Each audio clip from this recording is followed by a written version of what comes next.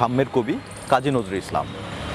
চিরনিদ্রা শায়িত আছেন ঢাকা বিশ্ববিদ্যালয় কেন্দ্রীয় মসজিদের পাশে। চলুন দর্শক, এক নজরে জেনে আসি আমাদের জাতীয় কবি কাজী নজরুল ইসলাম সম্পর্কে কিছু গুরুত্বপূর্ণ তথ্য।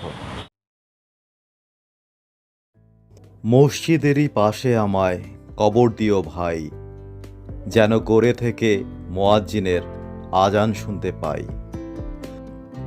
টু দ্য ফোকাসে আজ আমরা আপনাদের দেখাবো প্রেম, সাম্য, দ্রোহের কবি কাজী নজরুল ইসলামের সমাধিসৌধ।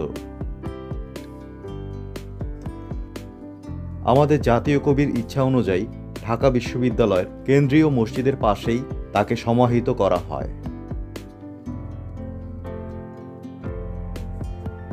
কাজী নজরুল ইসলাম ছিলেন বিংশ শতাব্দীর অন্যতম জনপ্রিয় কবি, সঙ্গীতজ্ঞ, সঙ্গীত স্রষ্টা এবং দার্শনিক, যিনি বাংলা সাহিত্যে অগ্রগামী ও অনন্য ভূমিকা রেখেছেন।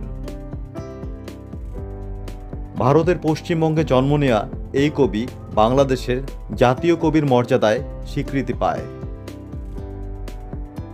বহুমাত্রিক প্রতিভায় অনন্য কীর্তি ছিল কাজী নজরুল ইসলামের।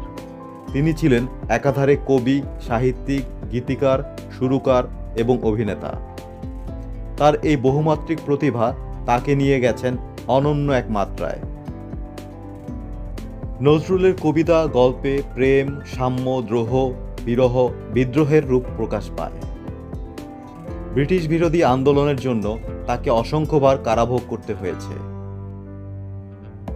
জাতীয় কবির সমাধিসৌধর পাশেই শায়িত আছেন শিল্পাচার্য জয়নুল আবেদিন, যিনিও শিল্পকলায় অসামান্য অবদানের জন্য শিল্পাচার্য হয়ে আছেন।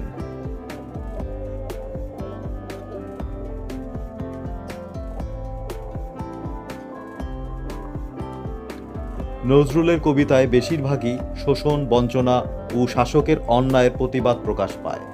আবার প্রেমিক হিসাবে নজরুল ছিলেন যেন আদর্শ প্রেমের প্রতীক। তার কবিতা, গানে প্রেম ও বিরহ যেন একই সূত্রে গাঁথা। ধর্মীয় দর্শনেও কাজী নজরুল ইসলাম ছিলেন গোঁড়ামি ও কুসংস্কার বিরোধী। তবে তার বিখ্যাত হামদ ও নাতে রাসূল, আমাদের নবী করিম সাল্লাল্লাহু আলাইহি ওয়াসাল্লামের প্রতি প্রেম যেন তাকে নিয়ে গেছে অনন্য এক মাত্রায়। তার বিখ্যাত গান ওমর রমজানের ওই রোজার শেষে এলো খুশির ঈদ, এই গানটি চাঁদ রাতে না শুনলে যেন ঈদের আনন্দই পরিপূর্ণ হয় না।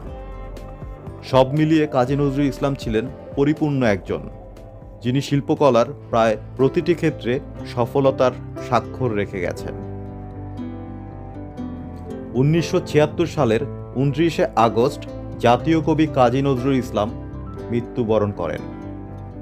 তারপর থেকে এখানেই চিরনিদ্রায় শায়িত আছেন এই মহান কবি।